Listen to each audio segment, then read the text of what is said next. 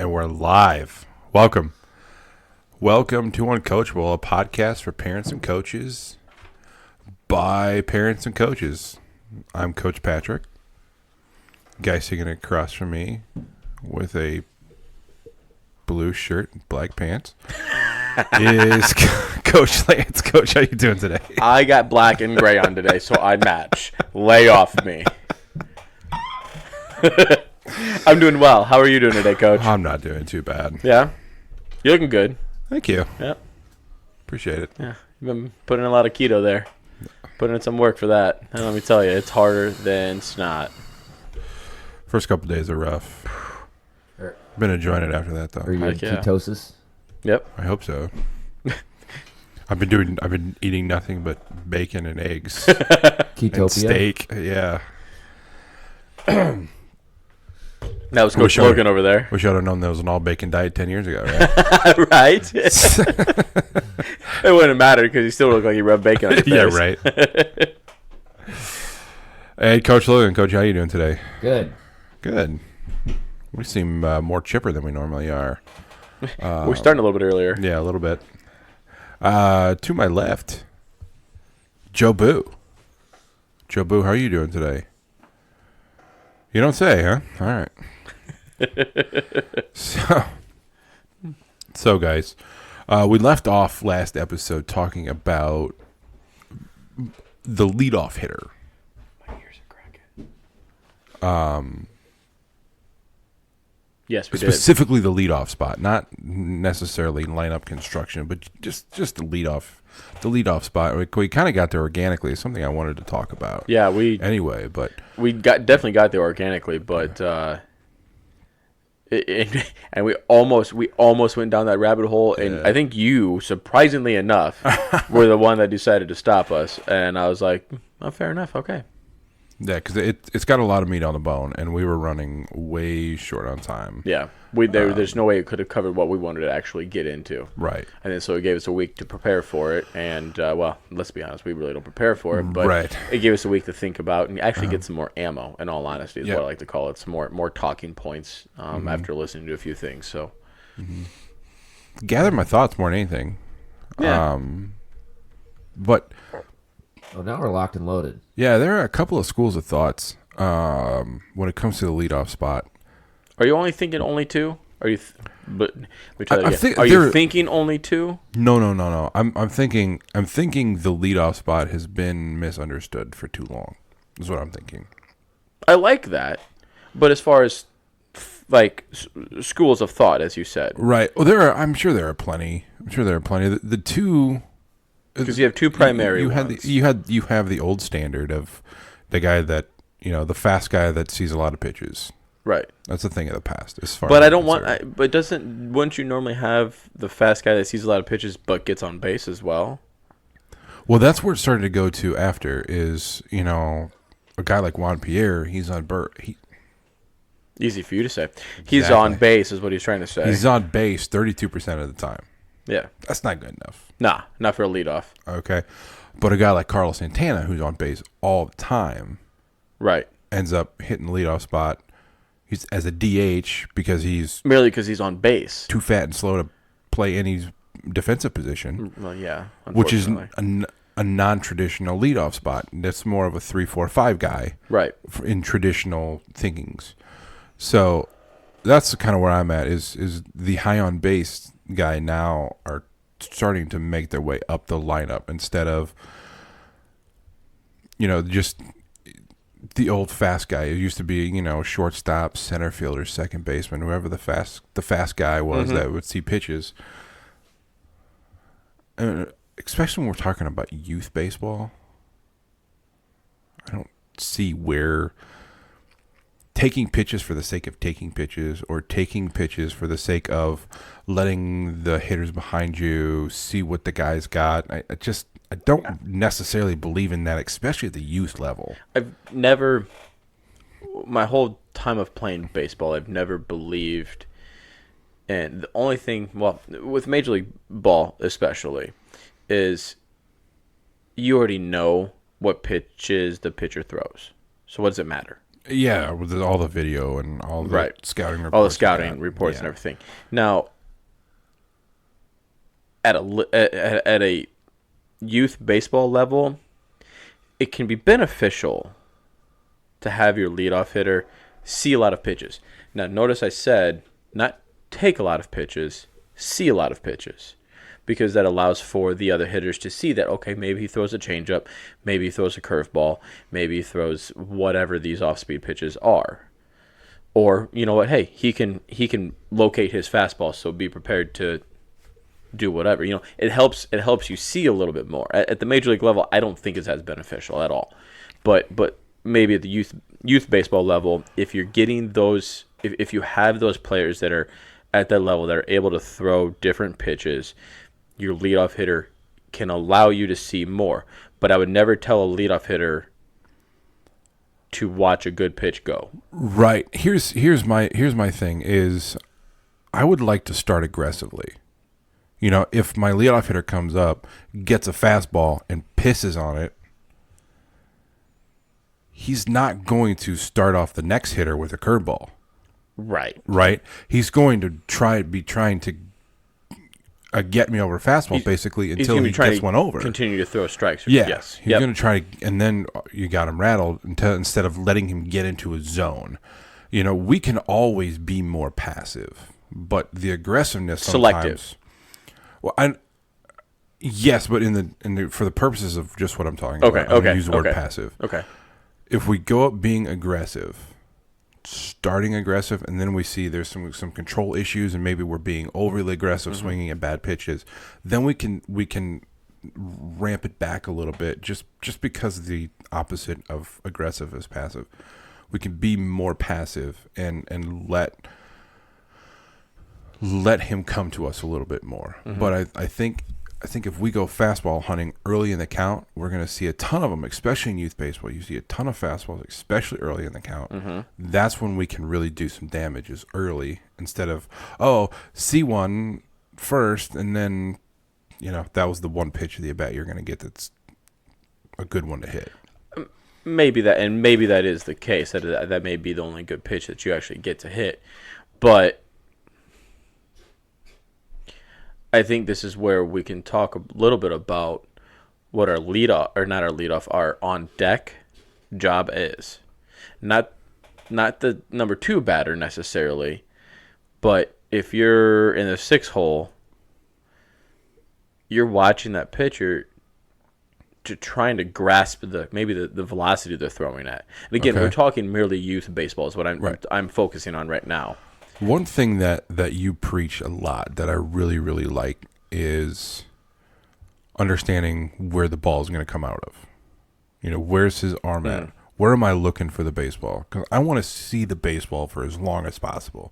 From whenever I can see it in his hand to when it starts coming at me, if I know where to pick it up at from when he's throwing, because when I watch him when I'm 3 hitters back, you know, just from the dugout, I know where I'm looking for the ball to come out of. Yeah. You know, if he's got a lower arm slot, if he's got a higher arm slot, if it's more mid 3/4. Yeah, and that was something that I picked up, you know, because you always hear, watch the pitcher. I don't give a crap if you're watching the pitcher. Yeah. What the pitcher does means jack squat. Well, exactly. Until what he does gets to his arm slot. Right. What does that mean? What does watch the pitcher mean? And that's where, as coaches, I don't think we do a good enough job of explaining things. Absolutely. And I've said this, if I've said it once, I've said it 10,000 times. There are times as coaches where we say things, and then we, you know, I know for a fact, I've went back and said, guys, I was not being a very good coach. I told you what to do. I didn't tell you why. Here's why we're doing this. Okay, it's not just because that's the way I want to do it. There's a specific purpose behind it. Right. And I didn't do a good job of explaining that. Yep. So if I'm saying watch the pitcher, but I'm not explaining what that means, Right. that's like when you're watching a movie in the movie theater and somebody says, hey, watch this part. Sitting in a chair facing a tremendous screen. What exactly am I watching? I think I'll turn to watch the aisle maybe. Right. See if anyone walks up and down it. So, I mean, yeah, if we're picking up arm slot, if we're picking up is he throwing a lot of first pitches, first strikes? Right. Is he throwing a lot of first pitch fastballs? Is he throwing? Is he? There's you see a lot of patterns develop if you're paying attention. If he gets ahead, then he starts throwing you junk. Right. If he doesn't get ahead, then he starts nibbling the corners a little bit, and maybe we're gonna fastball hunt for the first pitch, and then we're gonna watch that second pitch because it's gonna be a bit loopy or spinny. It's gonna be something. Yeah. Okay. Yep, absolutely. Especially if it gets over for a strike. If it's a Right. ball, then you're probably gonna be looking for another fastball again. Again, just a philosophy. How you actually work in a bat rather than we got off the leadoff hitter topic. My bad, but It's all right. It all works how together. how you work in a bat is, in my opinion, what a leadoff hitter should be doing. And I'm not saying that use Carlos Santana. It was Carlos Santana, right? That you use him as an example. If he goes out and he's fastball hunting and he gets the pitch he wants on the first pitch and he hits that pitch and he gets a double out of it, great. I don't care if the pitcher has just now thrown one pitch, but you're on base in scoring position with no outs. Right. No coach is ever going to be upset about that. Right. That was one thing when I was in high school that they told me to do. Watch the first strike. And I looked at them and I go, why? And they said, well, because we want the other batters to see what the pitcher's throwing. And I'm like, and what if that first pitch is the exact pitch that I want? And then the coach looked at me and goes, well, then you better hit it over the fence. Okay, I'll watch the first pitch because if I don't hit over the fence, then I'm failing. Yeah, in a way, I'm not doing what I'm supposed to do. Okay, so I'll watch the first pitch. Then I'm now down with an 0-1 count. Right. And All of a sudden, I'm behind in the count. Now I'm behind the count because you're telling me to not use my instincts. As a hitter. I'd rather see you swing and miss than just look at 0-1. Like, why not? I've seen that philosophy. Not from why coaches. not. I would say the goal with any swing is to always hit the ball as hard as possible. You're not just up there just to swing. No, but I mean, if So, it's an awful pitch, obviously that in you want to mind. lay off it. But if it's anywhere, if you think it's something you can hit, don't just look at it just because. What are the chances that a pitcher is going to throw you a first pitch curveball, first pitch changeup, first pitch of the game, be anything other than a fastball?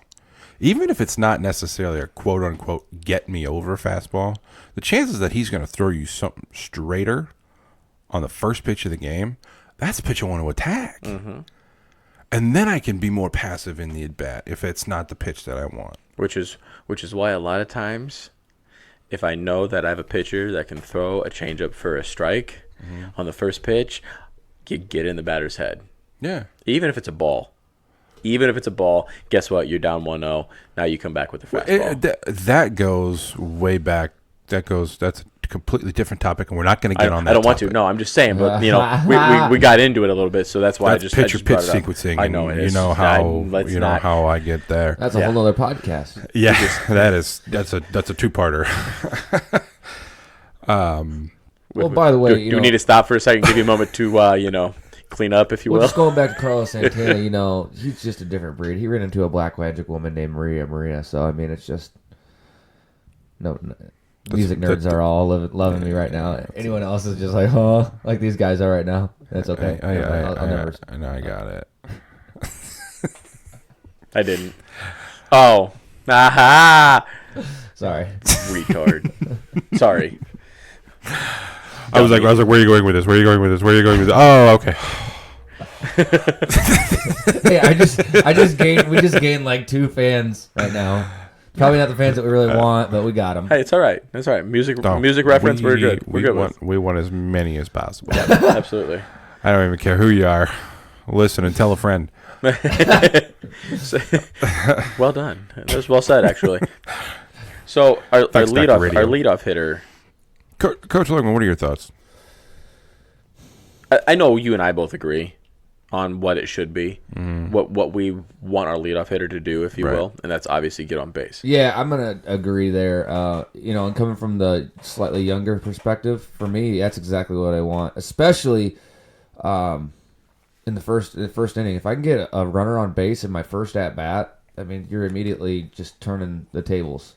Now they're immediately in panic mode, right off the gate. You know, that's ideal. That's for sure. You're forcing your pitcher to work from the stretch, to be uncomfortable, to do everything. Yep. Yeah. Like, oh crap! I already got a runner on base, and I've only thrown like 3 pitches, 4 pitches. Whatever. Especially if if you go up there, you throw that first pitch, and he hits it, and gets a double out of it, hits it hard and gets a double out of it. Yeah. You're sending a message to your pitcher right away saying, pfft, and then he's rattled. And then guess what? Not only that, your batters, your hitters are then pumped, and they are aggressive, more aggressive. They are more confident. Yeah. Even better. Well, hitting is contagious. Absolutely, hitting is contagious for sure. Yeah, nobody wants to be the one to end a rally. Yeah. Better yet, he hits a rod right back at the pitcher. You know, that barely makes the pitcher have to clean out his pants. And that'll rattle him. And that'll rattle him too. Oh yeah. So just different philosophies, really, in what you want the leadoff hitter, but especially in youth baseball, I would like them to be, to be hunting. From a younger perspective, it actually relates more to the major league approach, like what you're talking about. I'm not so worried about seeing what kind of pitches they're going to bring. The most they're going to have is a fastball and changeup. I don't know. Good deal. Well, you can't say that, but you may have some out there. I mean, 9U, you may have some out there trying to throw curveballs. It's not going to do anything. It's going to spin. Yeah, it's just a big cement mixer. Yeah.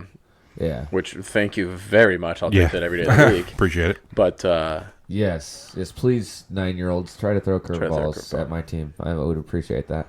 But you get my point. I'm not so worried about seeing what they got to offer as much as here's the thing. Not as much as I would be if I was playing 11 or 12U baseball, is what I should say. I'm still concerned, but that was my point behind it, was wanting to I'm never going to tell a hitter to not be aggressive, because that is the wrong thing. That is the wrong thing to do. Selective is a very good way to be, because that's then you're doing what you're supposed to do as a hitter. Yeah. Not as a leadoff hitter, not as a number 4 hitter, not as a 9 hitter, as a hitter. If you are being selective if you're swinging at the pitches you want, that's what you want as a hitter. Yeah, but now, for the love of God, now we have to go into selective hitting. 45 minutes. But that's leadoff hitting to a team. 45 minutes later, I see. That's hitting in general. Well, yes, but if we're gonna if we're gonna talk about leadoff hitting and how it is changing in the game right now, and where it's your on base guys, selective hitting has to be then talked about. It has to be. Well, because that's what it is. Right, because as a leadoff, you'll take a walk too. I guess if I could boil this down, you need to boil it down. I don't care where you're hitting in the lineup, because if it's the 4th inning and you're hitting 6th, and the guy that led off the inning is the 5 hitter, he gets on base, you have to do what the 2 hitter's going to do in the 1st inning, right? Yeah. If he's on base, we want ground ball to the right side. In all honesty, yeah. If we're really talking about situational hitting, if we're really talking about selection, if we're really talking about,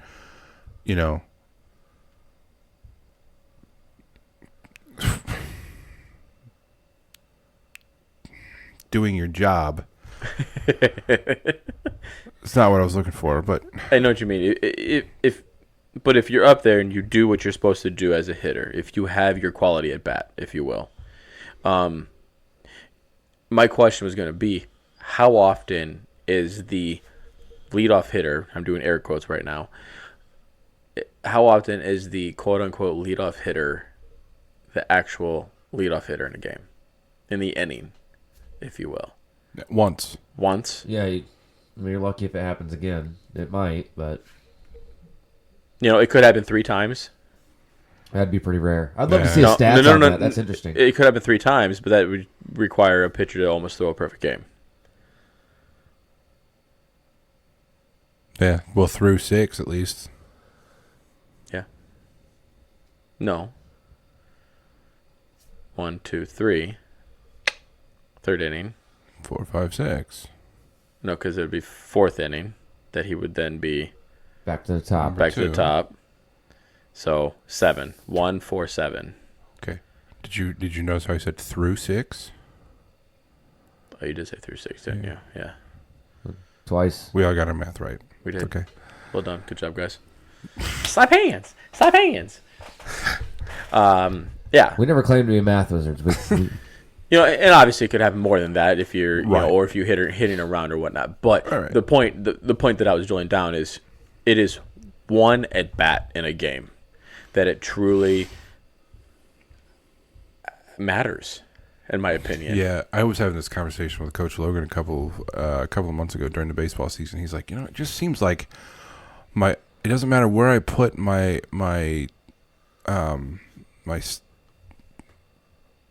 underachieving hitters in the order.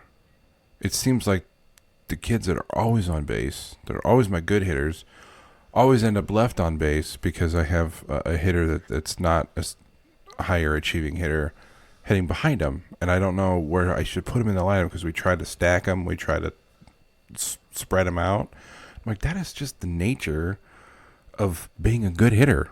What is being a good hitter? It means you're going to be on base. Needs to get on base. And if you're a lesser achieving hitter, means you're probably going to get out a lot. Mm-hmm. That's just More often, yes. wherever you are in the order. Wherever you're in That's order, just the nature of it's who you are. of who it is. It and it'll be that way from 8U all the way to major league. Whether you move them to second or 6 or 9, it doesn't matter. It's an awful thing to say about a kid, but it's going to kill the rally. Yeah, No, most of the time. yeah. and I guess And that is all. It's not awful to say because it's the truth. It's the truth. But we do not mean it negatively. We just mean Right. We just mean it as a matter of fact. And- not to bring up a whole nother topic about lineup construction because that's another whole podcast again. But just real quickly, I think I've come in my head to the conclusion that I would rather have a rally that gets killed by stacking hitters than having mixed good hitter, bad hitter, good hitter, bad hitter. Well, Yeah. mediocre hitter or whatever. Because then I'd rather have a rally than no rally. His You get what I mean? his underachieving was much better than bad hitting. yes. I realized that after I said it, I was like, oh, I probably should have said that a lot nicer than what I just did, but I didn't. So too late now. But you get what I mean. I'd rather have a rally that gets killed than no rally at all. You'd rather be able to start a rally than not have one. Right. Bingo. Just understand that when we're coaching your kids, we absolutely adore your kids, but some of them really suck at baseball. And that's okay. It's that type of game. That is though, too. okay. The game Even- is hard. That's what I said. That's why I said this game sucks. This game is hard. This game will make you rip your hair out. Yeah. And that's why we love it. And that's why you love it. Yep, absolutely. Yeah. It is not like basketball where if I have LeBron James and 4 garbage men, I'm making it to the finals. It's not happening.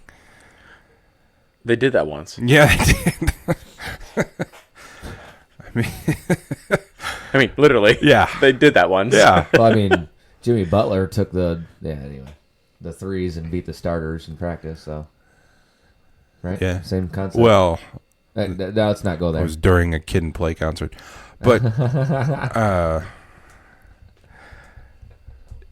yeah, I just... We're not going to talk about basketball. You're welcome. We don't want to talk about basketball on this. But, because, it just... I think if you tell a kid to go up there and take a pitch, you're doing him a disservice. I really don't like that philosophy. And now we're going to get into something that I wanted to What get about 3-0 into. hitting? Nah, that's what I was just about to go to. Even on 3-0, I see it every day, and I just want to start swinging. Grinds my gears. I just want to start swinging at coaches, even in my own dugout. It's 3-0. Take a pitch. That's where proper hitting, selective hitting comes into play. Because I was going to bring up not just 3-0, but what happens after a pitcher throws 4 straight balls, or 4 balls out of 5 pitches that he throws there. What happens? What is your job as a hitter, or what are you looking for? Are you looking for a get me over fastball after he just walks somebody? If so, I'm looking for a keyhole fastball. Right. That's what I'm looking for. That pitch that is so perfect it'll fit inside a keyhole. Right. If it's not right there, I'm not swinging. You're not swinging at it because you don't. We had. That is not my job as a coach to say, hey, make sure he throws you a strike here, or take it till you get a strike. Because No. Hey, understand, he's not finding the strike zone. Right. Okay, so go up there and make sure that pitch is in the left center field. Where you want it. Yeah. Yep. And I will say this until I'm blue in the face. And I'm going to go back to my Little League years, but I think it was a perfect example. We were facing a kid that was, so in our Little League, it was 8, 9, and 10-year-olds. Okay, don't ask me why you would ever group those kids together, but it was. We were facing a 10-year-old in the championship game. And he was a lefty. He threw hard, which is fine. Our first batter goes up, who's fast, so if he gets on base, we're moving bases and whatnot. Goes down, or gets up in the count 3-0. The 4th pitch, swings at a ball in the dirt.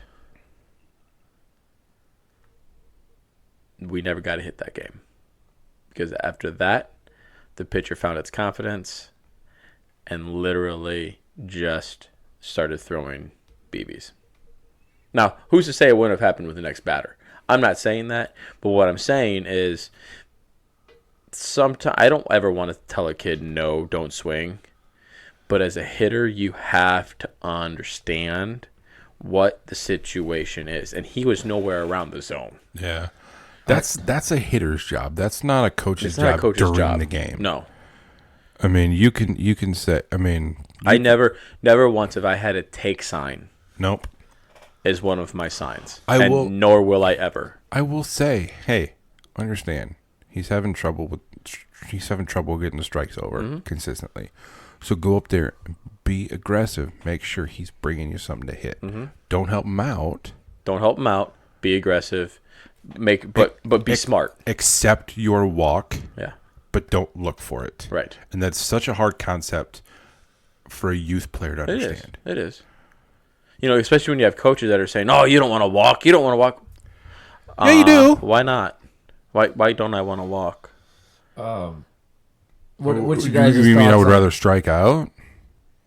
I mean, I'm not gonna if I'm getting a free pass, if you will, because I'm not getting a pitch that I like, or because I am being selective and the pitcher can't find the zone, I'm not gonna help him out. It's 3-0. Why isn't he taking here?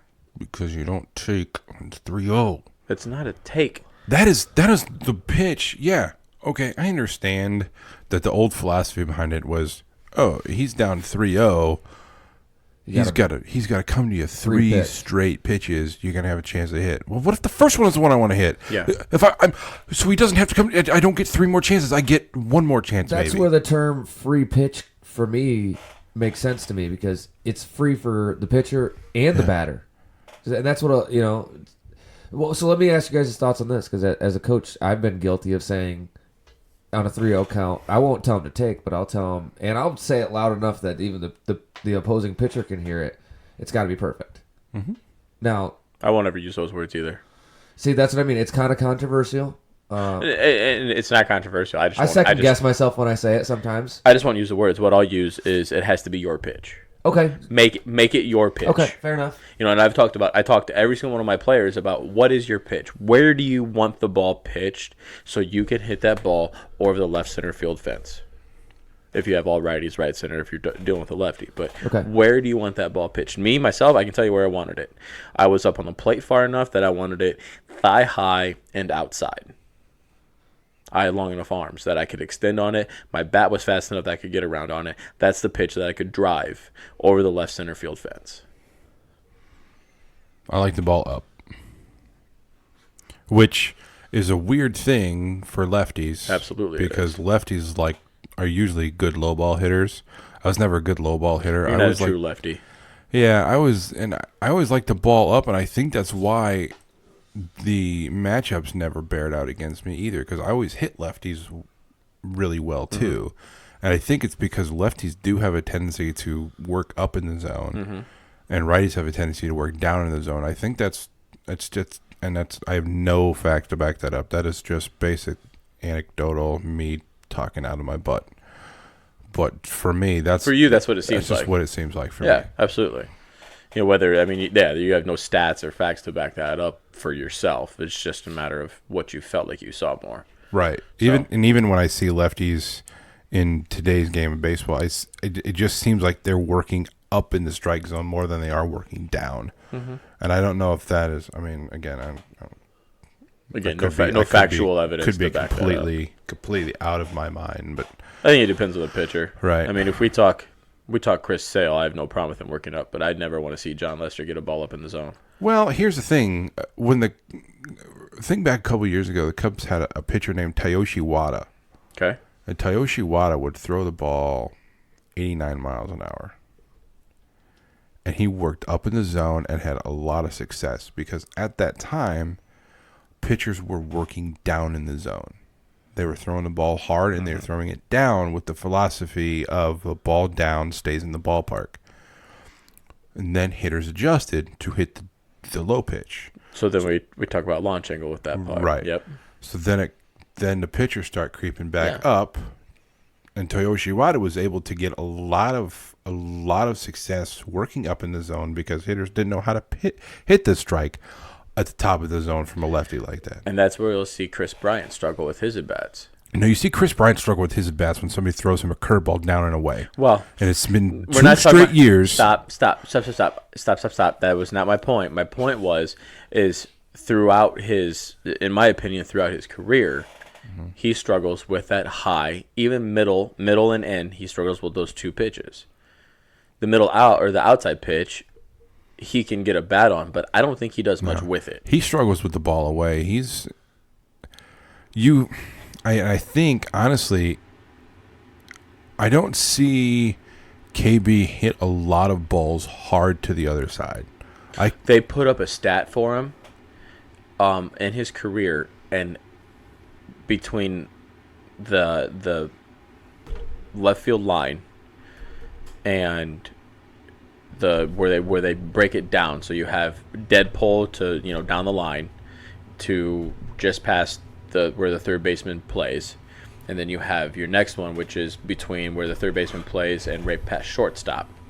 That's where your zones are, kind of thing, and then up the center, and then same thing on the other side.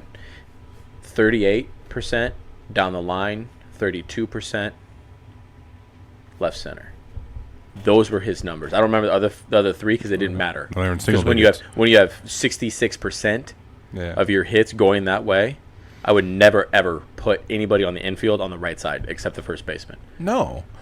I mean, and you see guys like Anthony Rizzo, who hits the ball to the opposite field pretty well. And what is hitting the ball to the opposite field? It's the other side of second base. The other side of second base. Yep, absolutely. And that's all it is. But KB's gotten into a lot of problems because he's just been better than everybody his entire life, and now people are as good as him, and they're understanding how to pitch to him. And he struggles a lot with that ball down and away, especially a breaking ball down and away. Because it seems like he wants that down and away pitch, kind of like what I was talking about, because that's the ball you can get. Again, he's a tall guy. You can get your arms extended. You can get your launch angle on it. And they said with a guy like Sammy Sosa, you knew that Sammy was starting to heat up when he'd start hitting the ball to right center field. That's when you knew he was seeing the ball well and staying on the baseball. And I think with KB, if we could see him just start to hit the ball the other way a little bit, and we're going to get into this right now, actually. If he would, do you think we covered leadoff? I think so. Yeah. Because we're completely out of it now. We are, yep. So we're just going to transition this conversation right into our next topic we want to get to today, and that's the firing of Chili Davis. I understand a lot of you people, hopefully a lot of you people are not local, and you're listening to us from different parts of the globe, different parts of the country at least. And we're all Cubs fans. Cubs are pretty close to us, so we pay a lot more attention to what's going on in Wrigleyville than we do what's going on in Cleveland or Philadelphia or. Not to say we don't follow everything, because I watched a little bit of the Boston Yankees series because we like baseball. We watch baseball, but as far as knowing that Chili Davis got fired from Boston last year, I didn't know that.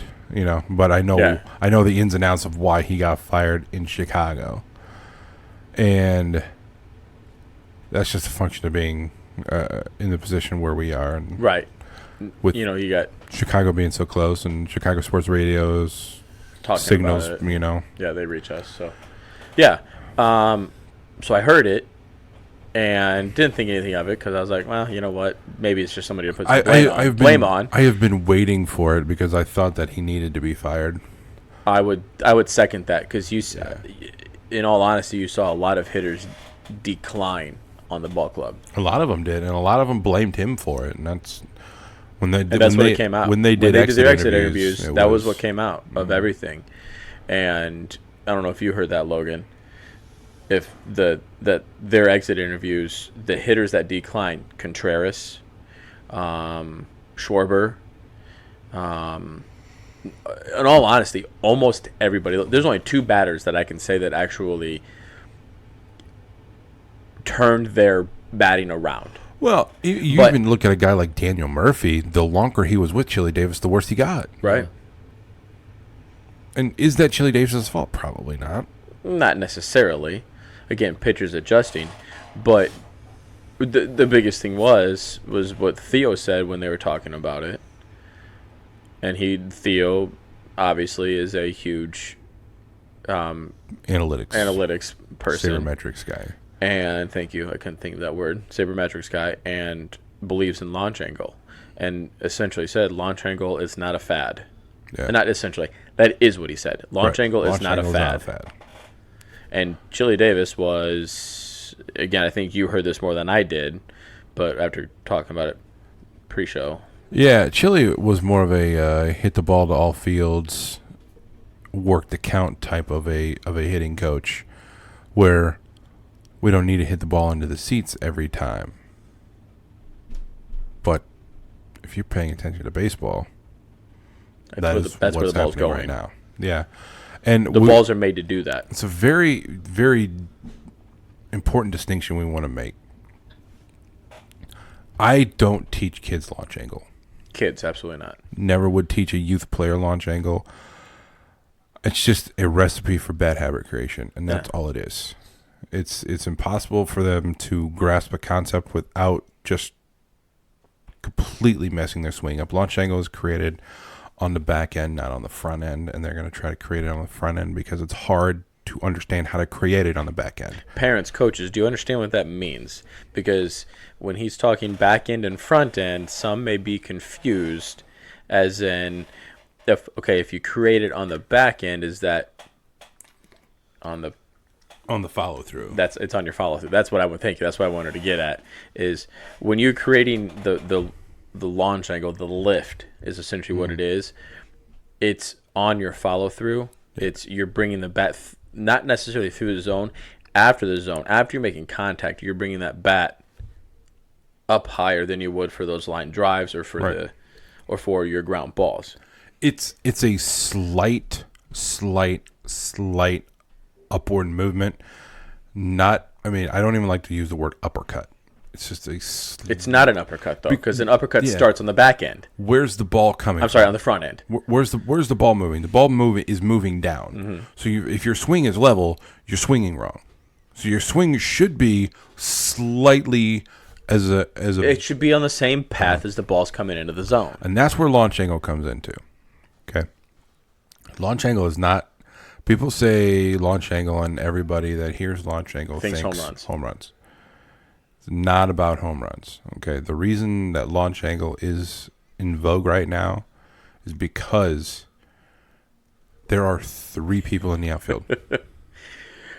I'm pretty sure that the outfield is bigger Yeah. than the infield, right? Yeah. Yes, they have more time to get to the ball. Unless you're playing in Boston or New York, Right. the outfield is bigger than the infield. But there are 3 people out there. Hey, they're in big cities. Lay off, okay? They had to put in ball fields around the city that was already built. Yeah, all right. Not Boston. Boston's been there Fenway's been there forever. But you get the point. There's 3 people out in the outfield compared to the rest of the team. The other 6 are clustered in that dirt part. So the launch angle was designed to get the ball into the green area Over the infield. where all the people aren't. Let's hit it where the least amount of people are, and that's really the basis behind it. Yes.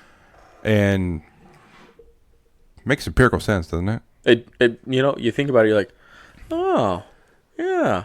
But again, without launch angle being explained, people automatically Right. think about And then it creates uppercuts. yes. Understand that it's not about creating uppercuts. It's not about creating home runs. It's about creating balls to the outfield. Yeah. Where there's less people. What a thought. It's revolutionary. Truly revolutionary. Yeah. Truly. Somehow, I don't know. So because baseball people are stodgy. So that's where Chili Davis kind of fell into an issue where he didn't necessarily believe in launch angle. Well, you saw a guy like Wilson Contreras who went from, 9 home runs in a month to That was 9 home runs in a year. That's my biggest example right there. Yeah. His hitting went from MVP almost caliber to, oh my gosh, why is he up to bat still?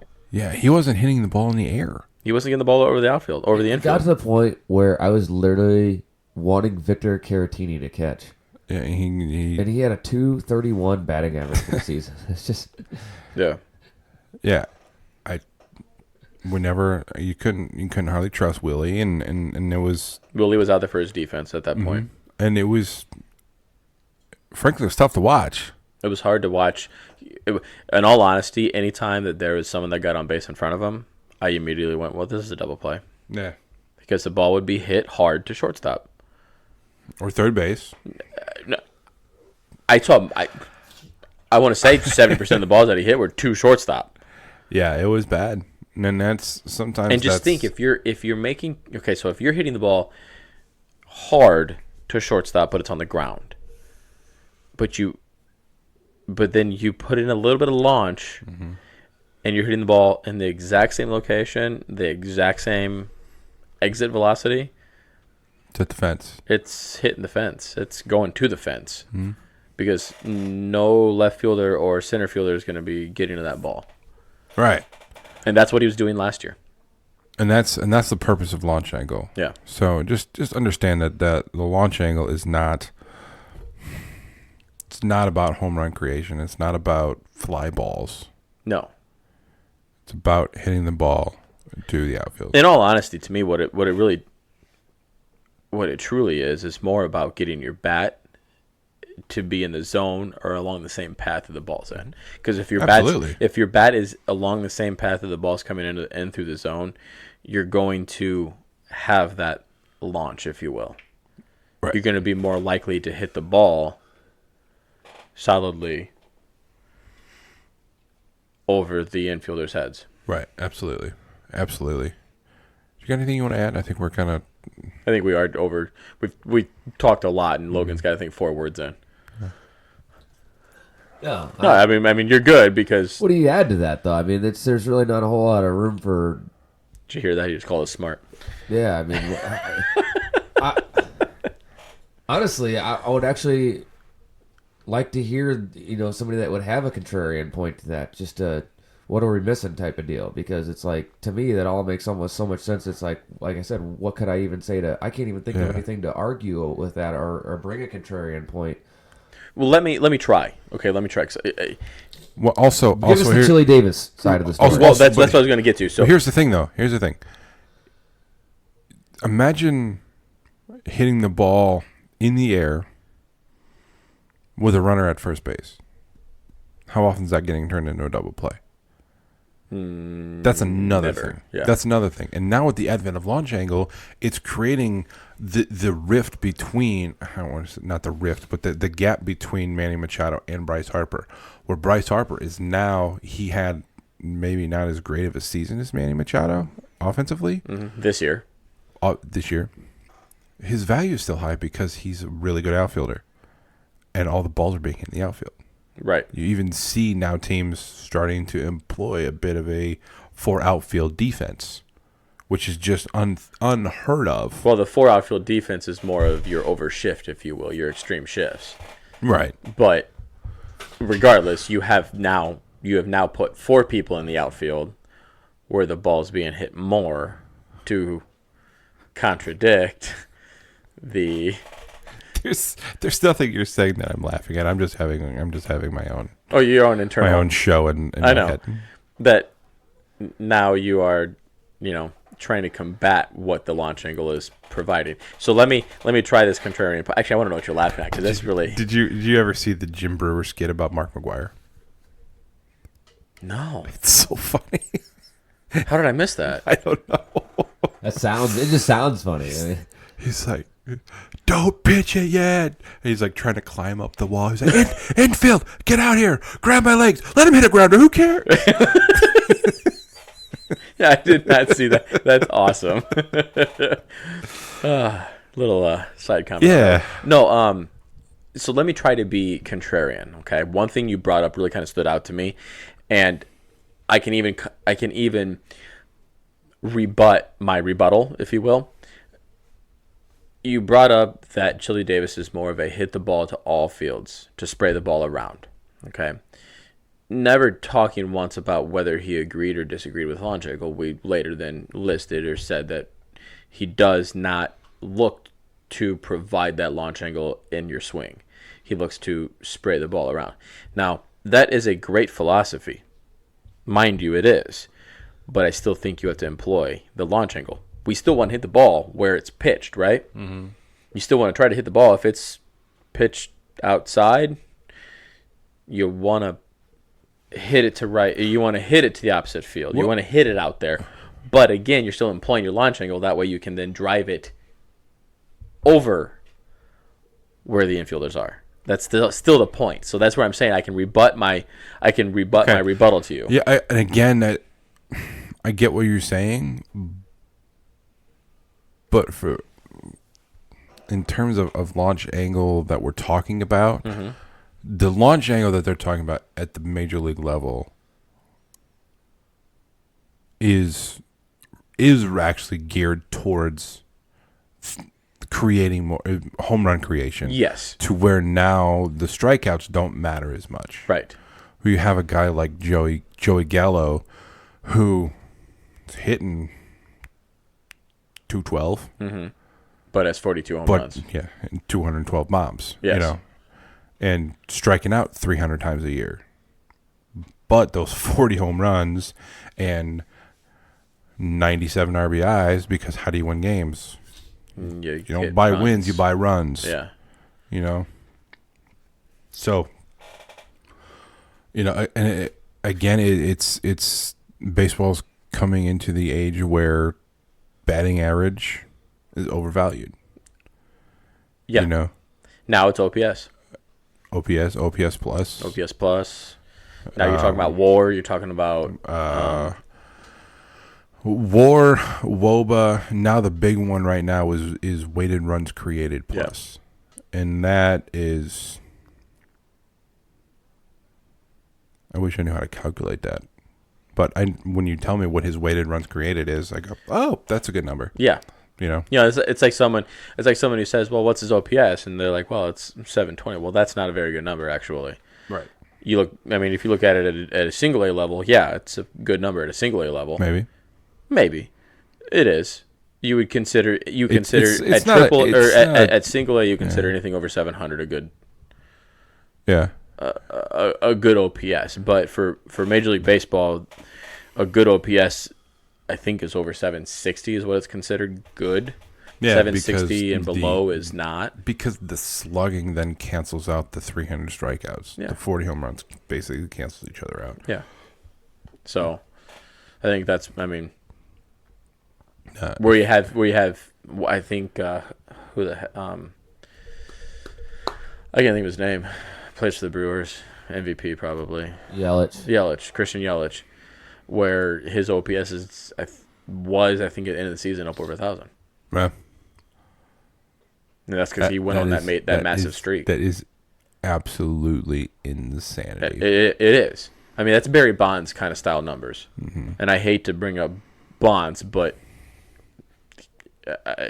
Hey, whatever he got on base and he hit home runs. What do you want? Whatever you got to do, whatever you got to be on, whatever it takes for you to drive across the bridge without getting out of the car, I'm not going to judge you. I'm on everything but roller skates right now. Okay? That's where the 20 pounds comes into play. Hey, give me some of that, all right? Say what you will about, Bonds and McGuire and Sosa or whatever, any of the roids guys, but they still had to hit the ball. I mean, the roids didn't help them hit the ball. It helped them hit the ball farther. Am I right? It depends. Some people would say that the roids help their eyesight, too. Really? Okay, well, if that's the case, I didn't know that there was...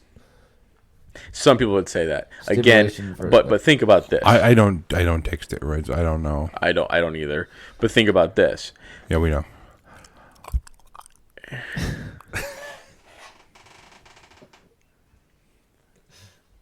I'm thinking.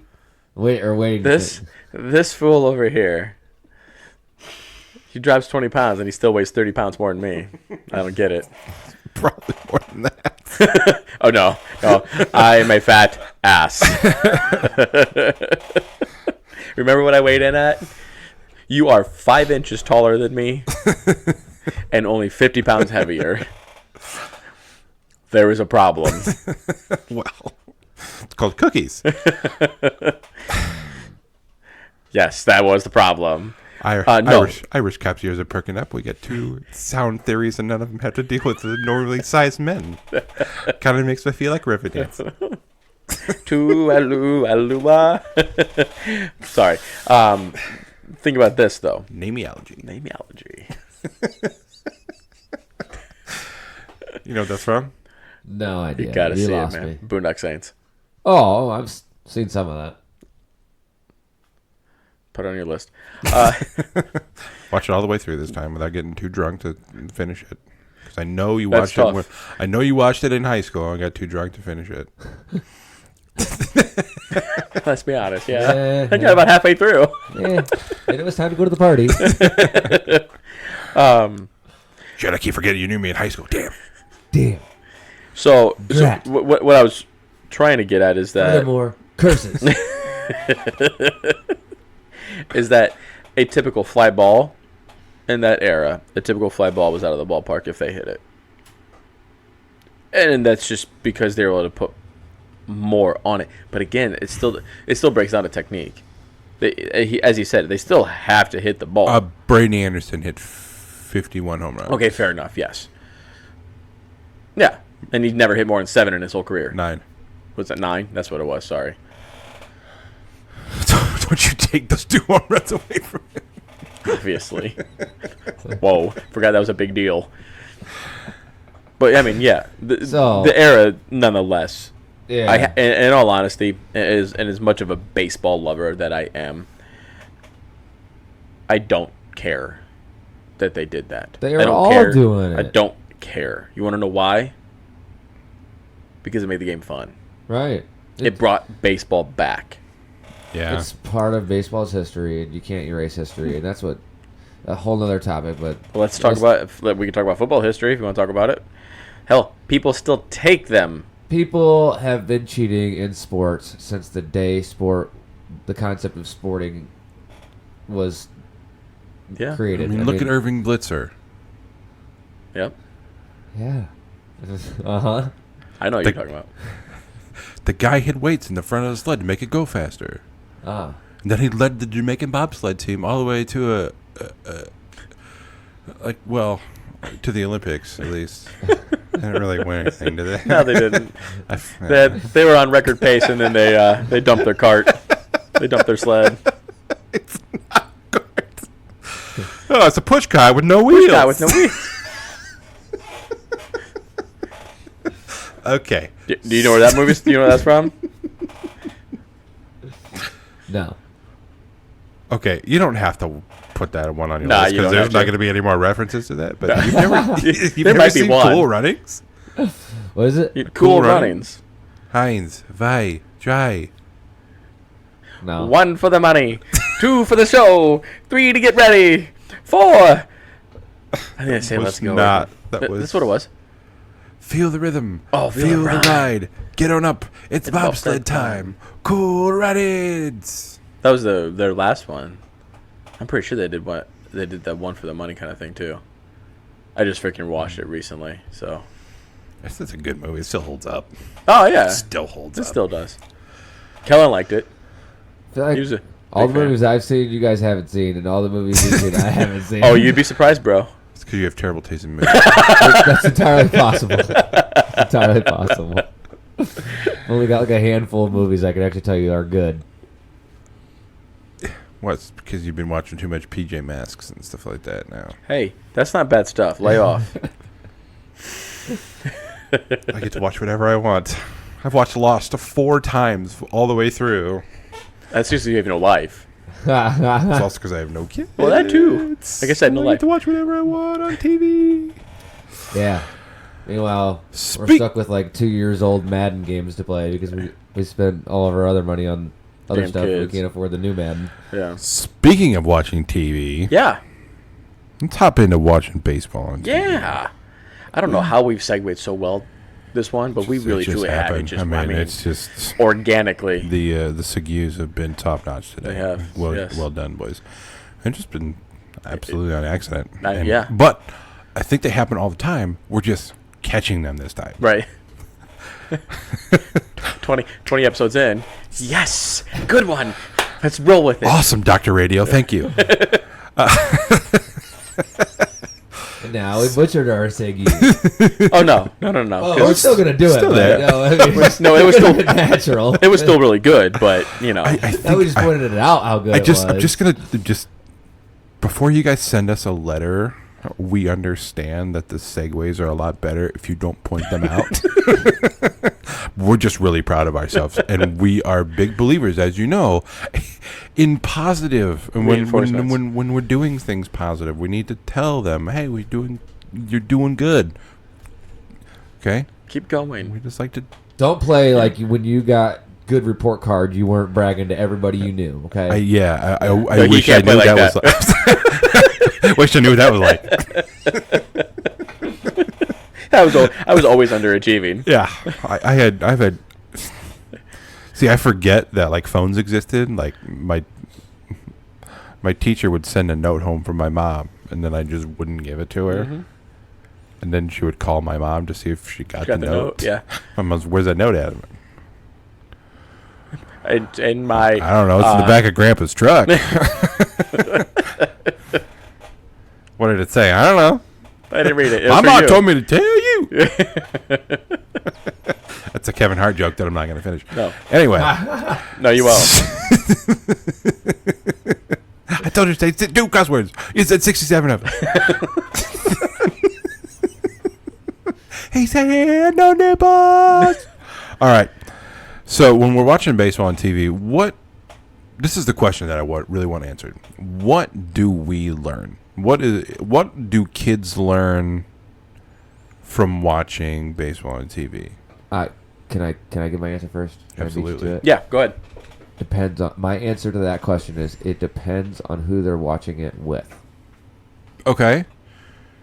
Because I feel like if a kid's just watching by himself and actually paying attention, they're probably gonna not pay attention to the stuff that they should be paying attention to, and instead they're gonna catch the highlights, which are usually stuff that's not that you shouldn't pay attention to it, but you shouldn't try to emulate or focus on, put a lot of attention on emulating that necessarily. Right.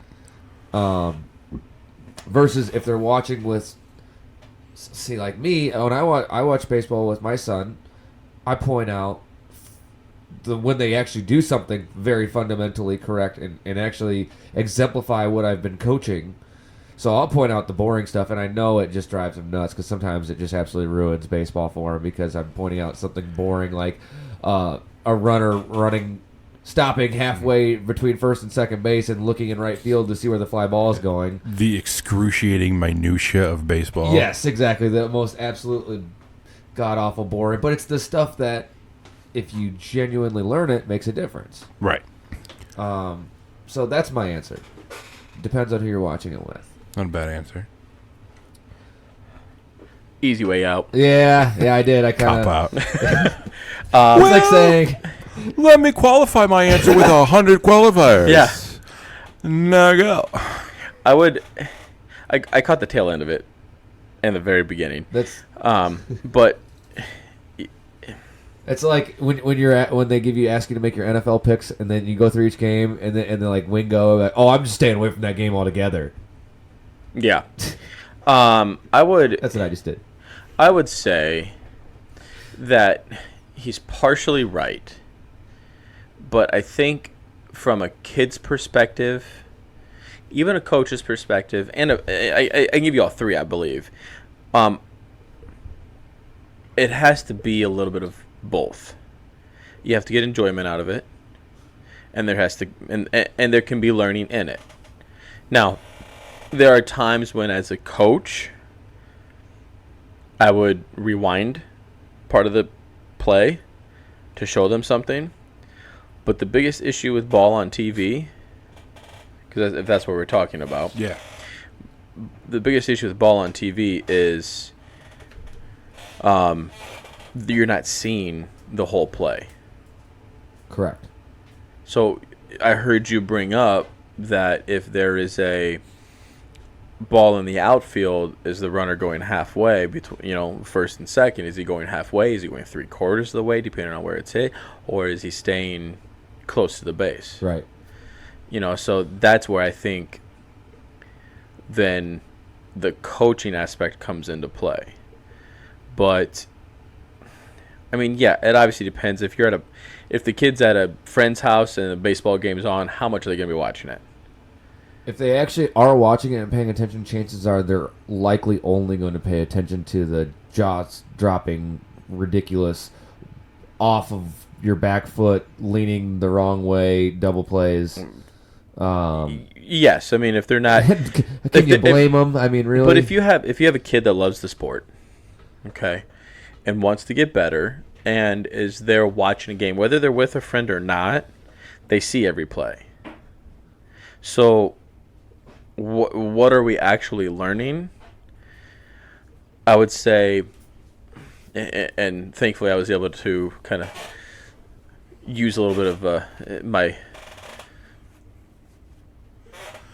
my time management skills so we could, get one of ours back here. Appreciate it. You're welcome. I would say truly that no matter how long you're watching the game, if you're actually watching it on TV, you're going to learn something. The question is, what are we learning from it? I would say that portion then depends on the child and depends on what's being talked to them about. If you're watching it with somebody that can explain the game. Okay. There are some just little things that we get that we don't realize we're getting. Absolutely, that's what I'm saying. They know who the shortstop is. They know who the second baseman is. They know who's covering the base. Right. And then all of a sudden it's clicking in their head. Okay, shortstop's covering on that. Okay. Oh, the shortstop was caught the relay throw. He was out in the outfield getting that relay throw. It's just the little things that you get. I don't think there's more that you can get from ball on TV. Right.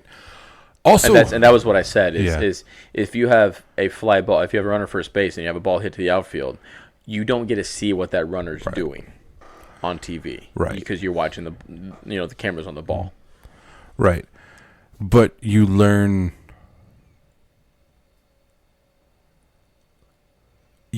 I can tell kids that watch baseball on TV Oh, by how absolutely. they stand in the batter's box without being taught anything. Mm-hmm.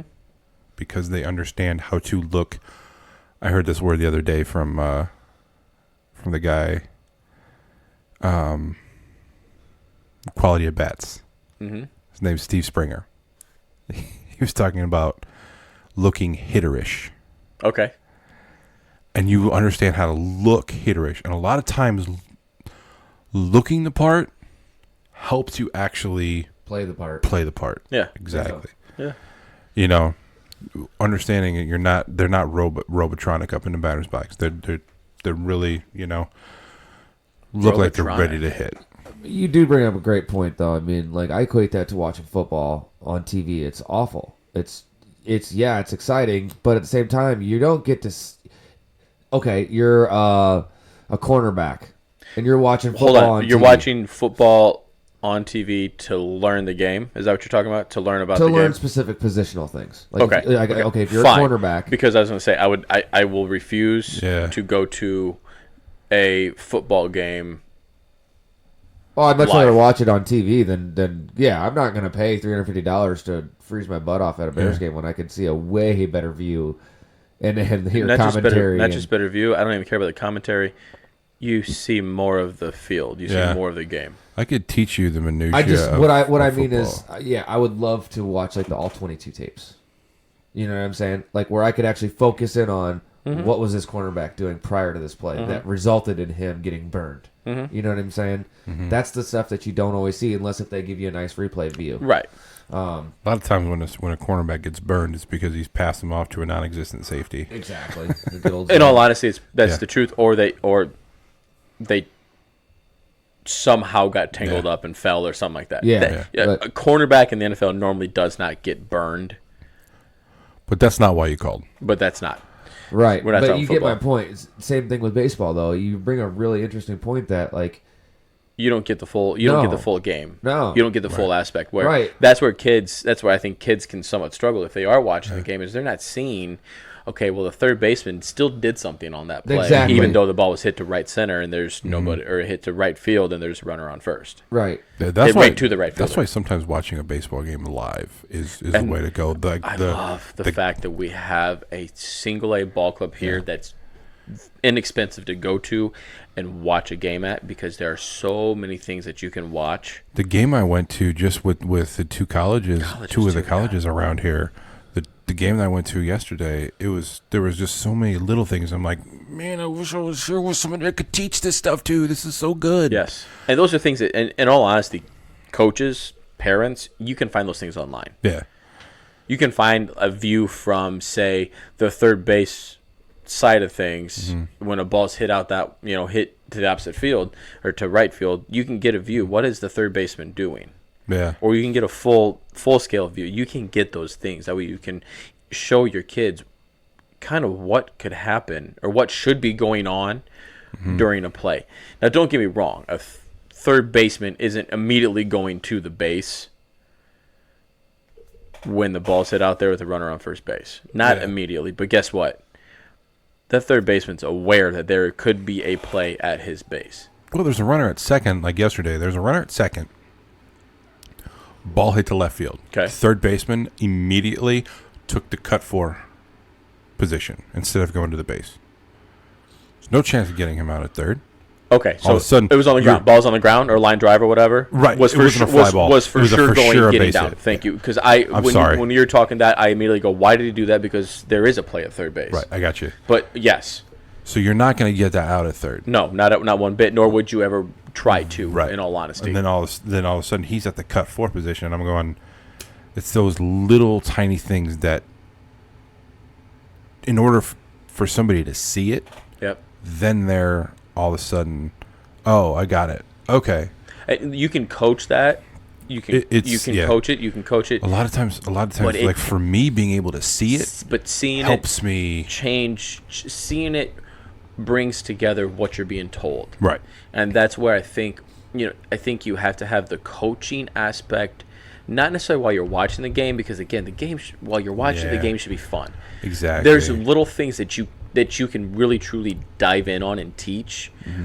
Again, if you can rewind and it would be do it's that. nice when something comes up that you talked about in practice. Right, that's what I was trying to get at here. But Yeah. if you're coaching, say the third baseman taking the cutoff throw because there could be a play at home, or there will most likely be a play at home because of the ball that's hit to left field. Right. If the third baseman's taking that, doing that, they also have to understand baseball, because guess what? They have to understand that runner, there's no play at third base. Mm-hmm. Your shortstop, where's your shortstop going? That, Coach? Do you know, Coach Logan? I'm actually, I'm trying to Okay. conceptualize this in my head. and I'm Because just like, there's wait a minute. two options that your shortstop could do. He could go and cover third. Chances are your shortstop on a ball like that, chances are your shortstop is following the baseball and then turns around and take that cut throw. Right. More likely Again, than not. depending on where the ball's hit now. So this is where we really can dive into this. So I love the fact that you brought up this specific thing, because there's obviously little nuances to this thing. If the ball's hit to the right center gap, okay, enough that left center gap. Left My center bad. gap. My bad. Left center gap. Enough that not enough that it's in the gap, but the left fielder has to run to get it. Right. Okay. Your shortstop is definitely the cut there, because that's in all honesty, that's the easiest thing. But your third baseman needs to go and be the backup cutoff, right? Because your second baseman still needs to cover the base. Third baseman's not a backup cutoff. Third baseman is taking the cut four throw. Cut four. From in between. Yes, cut four. But that's where the catcher then has to be telling. We talk about So that you being see, the like- first baseman's cut. Right. But our fields are way smaller. Way smaller. Yeah. First baseman can't make that cut throw. So that's got to be the third baseman's cut. You're basically conceding that that runner to get to third. Well, that runner Doesn't should get mean to they're- third no matter what. Does not mean there's not going to be a play at second Right. on a play like that. And that's where I'm getting at, where the second baseman needs to be covering second. Where's the right fielder? Covering first. No. Oh, First base is out. Right. Okay. On this specific play, Okay. the ball came into second. Runner got held up. Ball came into Backing second. up second then. Ball was overthrown. All of a sudden, I went, "Who's that? Who's that guy?" There's a Second- right that's the fielder. Right fielder. It's a right fielder Backing up the up that throw to second base. Perfect. That's exactly what And needs it's to like- happen. Because your center. Everything just happened. Because where's your center fielder going? Your He's center fielder is breaking to the ball running too. to back up that Right. the hit Right. So as you see, and then on top of that, where's your pitcher going?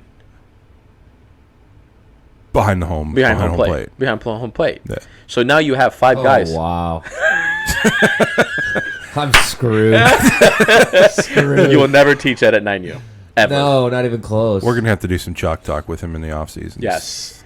Because how much fun was that? Just That breaking was down awesome. play. That was, And you go- I'm doing it in my head. I wish I had it on like. I know if we could draw it or He's whatever. going here. Yep. He goes here. Because because at times, if the ball's hit short enough, your shortstop won't go out to be the cutoff on that ball. Right. He'll go and cover third. Technically not. I would say he would, though. He should. On the ball hit, he's trying to make a play on the hit baseball. Yeah. There's no way he's getting a third base. Well, unless it's hit in the hole, and he's going that way to get to the ball, then he could head straight Yeah. to third. Because in all honesty, someone should be there. If it's if it's a shorter hit ball, Right. if it's a ground ball that gets through, let's say a hard hit ground ball that gets through, your shortstop should be going over, because your left fielder's charging the ball, and is either going to be told, Right. okay, 4-4-4 or home, or you're going 2, and if you or you're going to keep the runner at first Okay, base. That's absolutely why right there the pitcher technically should go in between third base and home plate, where right when the ball's hit, he knows the situation, he peels off, goes right towards the dugout, and then is able to understand, okay, there's a play at home, get your ass back there. There's not a play at home. Get to third base. I don't think. It's so hard to teach. It's just more of an instinctual thing. I don't. I would rather him just go straight behind home plate. Exactly. You're conceding third base at that point. Fine, but what I'm getting at though is that I don't think it's a short. I think that's more of a pitcher cover than it is a shortstop cover. Just I've seen shortstop cover it is what I'm saying. Right. I have seen shortstop cover. I've seen pitchers cover it too. Okay, so different philosophies. I don't want my pitcher in the play. Right. That's the thing. I don't want my pitcher in the play. I got you. And that's why if it's a short throw, your shortstop's doing nothing because he's just standing out there then at that point in the way almost. Right. That's where I say the shortstop would then peel off and cover third. Just I'm not even going to say that's going to be what he does, what he should do. I'm saying that's what he ends up doing. Okay. If he sees same thing as the pitcher. If he sees that the runner may not be going. That's more of a baseball IQ, baseball instinctual type of deal. Yes. Hey, I see this. Boom. What's my next step? What's my next step? Yes. Where can I be of most value right here? And that's where I'm getting at. Those are things that you can actually see while watching a game on TV. Actually, if that play happens, And that's why, because they will show the view from the catcher yeah. at that point. And again, it's we always say there's always somewhere to be. Well, we always don't take the time to explain on a But we just gave three different kind of scenarios, yeah. and there's 3 different places for some of these players to be at. Right. The third baseman still being the cut.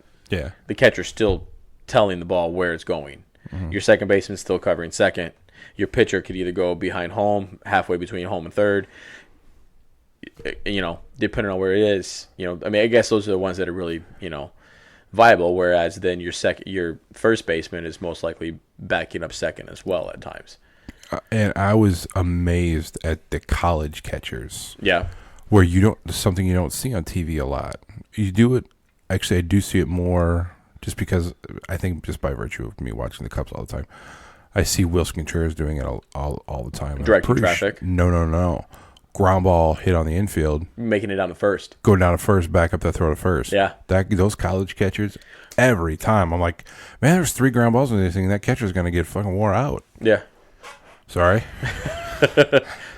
But seriously, that was one of what the broadcast talked about with Willie is that a few years down the road, he won't be doing that. Yeah. Because his knees will be shot and he'll be like, nah. Nah, fam. I was like, nah, bro. So, you know what that mean? What we're talking about? Yeah, I'm just mind boggled right now. Right? I mean, honestly, he's still trying to put the pieces at the top of his head back together. I can't imagine. Okay, so you're talking a ground ball in the ground ball hitting the hole. Routine. Oh, in the hole. Like into the. You have a runner on second base. The ground ball hit in the hole between third and short. Okay, so it goes to the outfield. So it gets the outfield. It hit hard. Runner is potentially scoring. Third baseman's the cut.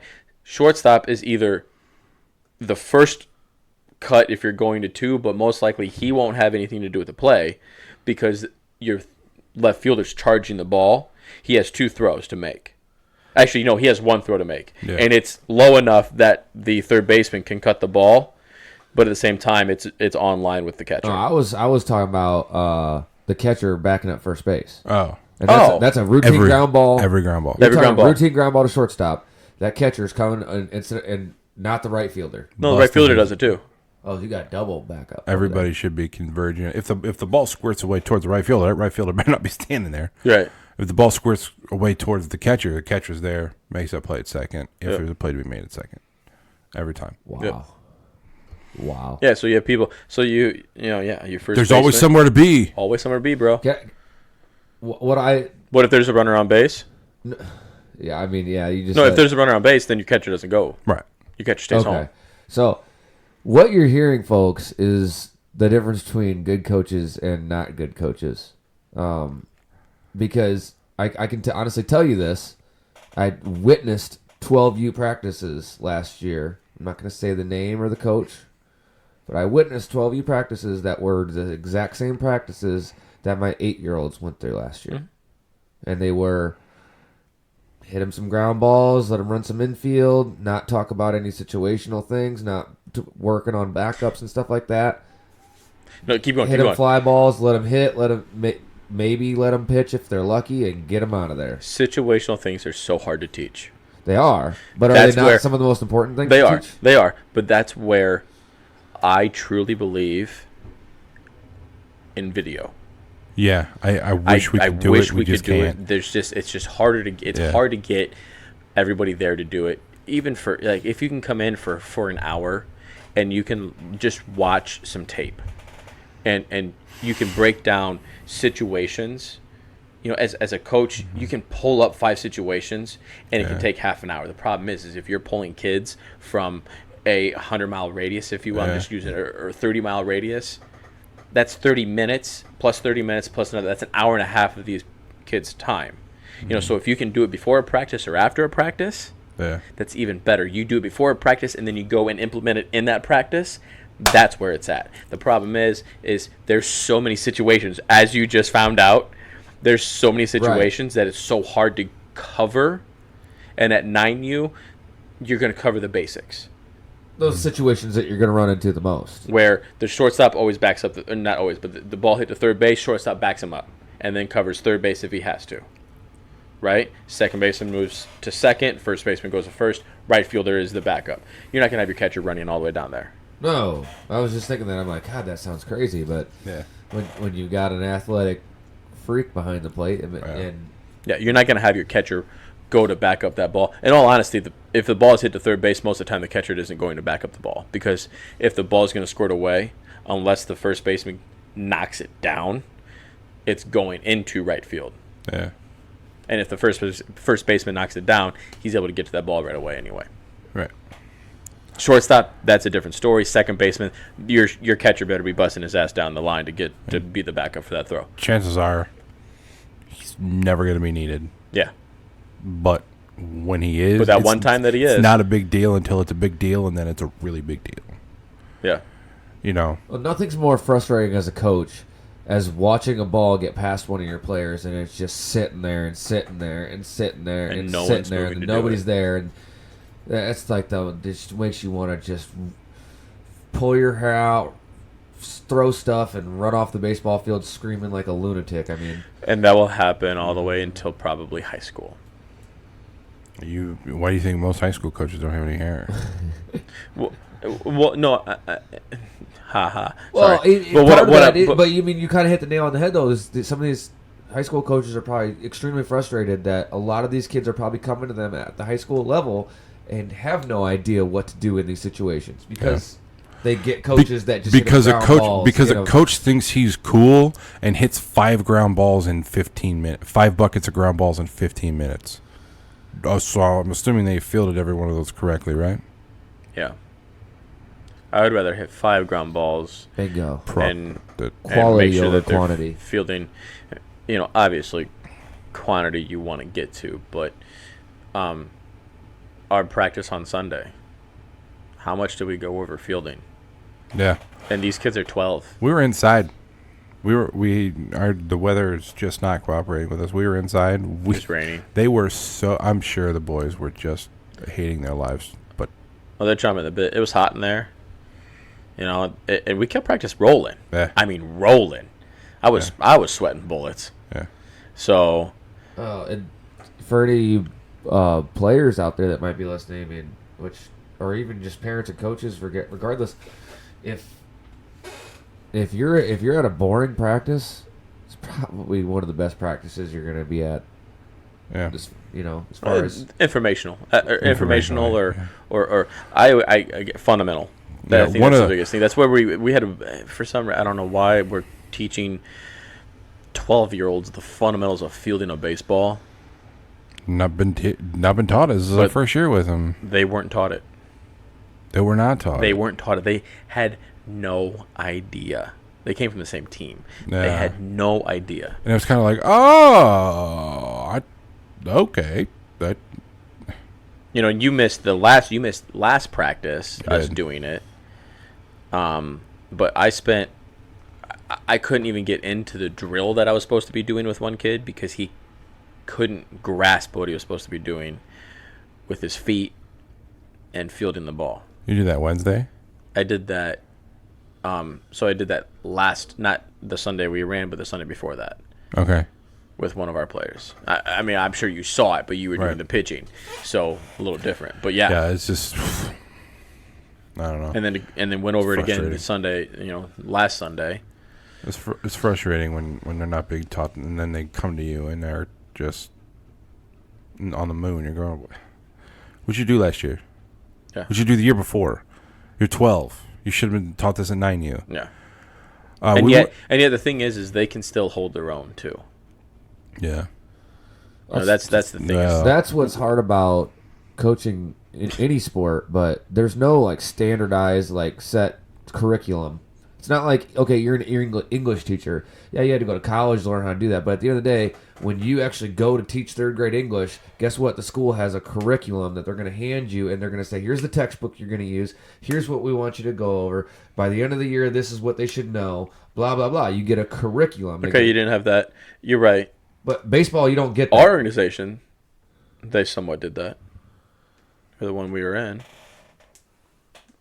Well, what was the curriculum, though? Because Well, it came down from the high school coach. Yeah, and it's not really And it's it's not not- really like that. It's not like what should they be learning at the end of the year or by the end of the year. That's not what it is. But what it is you should be teaching them this drill or not this drill. this is the way we want you to teach this kind of fundamental. This is what you should be teaching at 8U. right. This is what you should be teaching at 9U. And then after 9U, they expect that the kids know it already, so they then give the coaches some free reign. Right. And we're I actually didn't running hear any of that. we're actually running up against it, and Wow, we are. yeah, I didn't realize it that. went fast. You didn't answer that question, bro. No, I didn't. Answer. We got the time. Answer. What do we learn from watching baseball on TV? The most important thing that we haven't gone over yet. How to be a good teammate.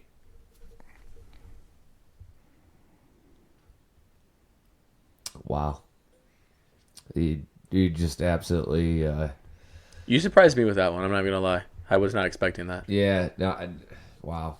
I mean, hitting the nail on the head is not even the word. I mean, you just destroyed that nail. Hit the Like, ball. Hit the ball at the bat there. Yeah. Hit it out of the park. Hit it out of the park. Yeah. So, what do you mean? What do you mean by that, though? Exactly. Let's What does talk that about that in our next cast. No. What do you mean by that? Well, yeah, give us a preview. What do you mean by that? mean? What does it mean to be a good teammate? Oh, When now you're See what actually I now mean? you're You trying just- to make it drive down a what? Yep. So what I meant specifically, Okay. we'll get into this. We'll pick this back Yep, up. we will. But what I meant specifically is, let's say there's a ball hitting the gap, fly ball hitting the right center field gap. Center fielder, that's the center fielder's ball. He calls it, catches it. Right fielder goes to back him up. He catches it, throws it in a second. What you know what happens? They high five. They high Or five. touch gloves. Yep. Slap hands. Yes. When they're running into the dugout, what's happening at the top of the step? People in front of them giving up, Yep. you know, Hey, pounds good job, or good job, high good job. fives Da, or- da, da. Yeah. Yeah. I see very little of that going Very on. little of that in all of, unless there's a home run. Yeah. You know, and we had some of it where, a kid had a big hit or a kid got a single or whatever it was, you know. We would have some of that where the dugout would kind of, you know, have some fun with the kid, right? You know, we tried implementing kind of, you know, like the little hand signals or whatever, just, you know, whatever it was. Do something when you get on base towards your dugout and let your dugout acknowledge that. Yeah. Okay, because not only does it help you as a player, it helps your teammates see, ooh, you know what? I got to do something better than that when I get on base. Yeah. Have some fun with it, but Don't show up your player. Don't show up your other team, when, obviously. When your teammate strikes out, instead of watching him just act a fool in the dugout because, God forbid, you strike out, Yeah. who's going to pick him up? Hey, yeah, we got you. You got this next time, but in the meantime, we got you. we got you. It's one of the most underrated things in all of sports is being a good teammate, and yet it's what gets worked on probably one of the least, and it's something that It's so hard to teach. especially in baseball. You know what I never see? Innings over. Runner at second base. Someone picking somebody Third up. You don't. They're not. Somebody They don't. picking somebody They're up. not taught that. They're concerned about their glove and their hat. They struggle enough getting their own crap on. I got you. But pick them up, man. But yeah, we've Just being used a good teammate. we've used that phrase before, and it hasn't happened. But we're also telling the kids to hustle in and get their stuff. That's the hard thing. High school, a coach will run out and grab it. If a coach doesn't know to do that at our level, to run out and grab that gear, and the player to know that, hey, I got to get my stuff. I've seen Kellen do it, but I think it was because I told Kellen to do it, Yeah. or you did, or whatever it was. You know what I mean? Yeah. So I've seen it done, but it very rarely does it happen. Yeah. Playing softball or whatever, if I'm on base, I don't walk back to the dugout. No. I'm not doing it. No. And you shouldn't have to. And I that's- don't have to. That's they're all old baseball They're players. all old baseball players. And oh, who's that? There's his glove. Hey, who's got Lance? Hey, Yeah. who's got Lance? Yeah, Which and- one's your hey Lance, which one's your glove? The same one it's been for the last 20,000 games that I played with you. Exactly. But it's a thought. It's Yes. a conscious thought where they don't do that, and it kind of starting to bother me a little bit. So I'm making sure we're going to do it this year. It's something that I've always that I've always wanted to see done, but never took the time to implement or it explain or it. teach it or what. Never took the time to do that. If you got your 9U players doing it, bro, you know how freaking awesome that would be. Well, But you have to have either your first base coach or your third base coach, depending on what side dugout you're on, walk out and they have to get their batting gloves and their helmet. Obviously, because that's part of the thing. We always required our players to come back and put your helmet in your cubby. Yeah. Put it in the cubby that you had, because if not, you're gonna lose it. That was our requirement. When you come into the dugout, you empty your bag, you put your helmet in your cubby, you put your batting gloves in your cubby, or your batting gear in your cubby, and then you grab your glove, you grab your hat, you go out and get warmed up. well, I think And that's part of why I think Yeah. that's part of why I think they didn't do that stuff, because they had that thing. Now, because they were able to choose their own cubby. They didn't have an assigned cubby, Right. But But and even more than that, it's the rah-rah stuff, the being happy for each other, Yeah. You the see, thing- I you think see that- base hits, and you see guys up on the damn edge of the dugout waving their Yeah. arms like they just won the damn World Series. It's like, man, that's what baseball's about right there. That's when you're really enjoying playing the game. And I Yeah. think the thing that you really pointed on, and that is really not done enough, is when your teammate does strike out, no negativity. Do not be negative, okay? Because that's only going to make that worse. Yeah. As you said it right. Hey, man, don't worry about it. You'll get it next time. We got you right now. You give them a high five, slap on the butt, and you move on past it. And then they're like, oh, okay, he's not mad. And as much as I hate Aaron Rodgers, and as much as we're not talking about football, I saw that last week He did it with his two. with his kicker. Oh, did he? yeah, good point. Okay. He came over. I saw it on TV. Mason Crosby had missed his 9th field goal of the game. Pretty darn close, man. Let me tell you. And they showed Mason Crosby, and then all of a sudden Aaron walked up, put his arm around him, whispered something in his ear, gave him a pat on the butt, and walked away. Yeah. That's what it takes to be a good teammate. That's not even being a leader. That's just being a good-ass teammate. That's being both. Yeah. That's being both. That's being the best leader that you can be, and turning that around to build your teammate up and be a Right. very good teammate for that teammate. You were gonna say something. Do you remember what Oh, you were gonna say? yeah. I was just gonna say that when you relate that to 9U, I actually love that concept. I know it seems like a very early time to initiate something like that. Not at all. Well, and to me, I mean, totally never the point. The earlier you introduce something, the easier it becomes to digest it further going forward. But I like it because at 9U, you're just battling attention span. And if you can get them to do that, you're forcing them to pay attention. Absolutely. So, bingo. Absolutely. If I require that if someone strikes out, everybody on the team gives them a high five and says, "No worries, man. Get him next time." Whatever. Says something to them that builds them up. Hey, man, good cuts out there. Nobody on this team or in any team ever that's ever played baseball nobody has never taken that long walk back.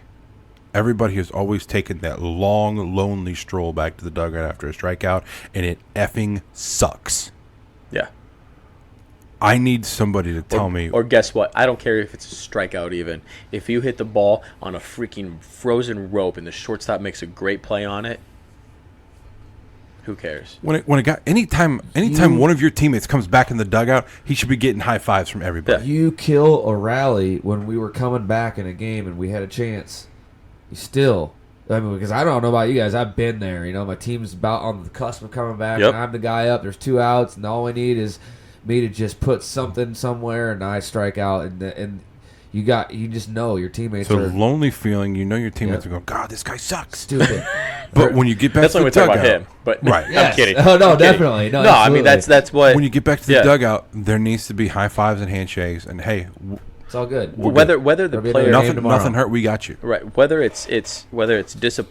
you are actually disappointed as a teammate, Don't show it. you can't show it. No. You can't show it to that player. Nope. So we do need a wrap though because absolutely. we talked about that a little too long. Yep. But I love the fact that you brought it up, and I would love to continue talking about it a little bit more. Yeah, teammate I like that. talk could If we continue can, for so. sure. Absolutely. We'll make a note of it. Okay. Guys, I appreciate you. Appreciate you listening. I appreciate you telling a friend. It really helps out. I like how you wrap that back in. See? Yeah. Build up. Nice job. We got some more things that are coming. We're just kind of really at the infancy here, so just bear with us, and we got some really cool stuff on the horizon. Oh, we do. You guys can tell by this one here. So appreciate you guys listening. Thanks for listening, guys. Thanks, Have a good Jobu. one.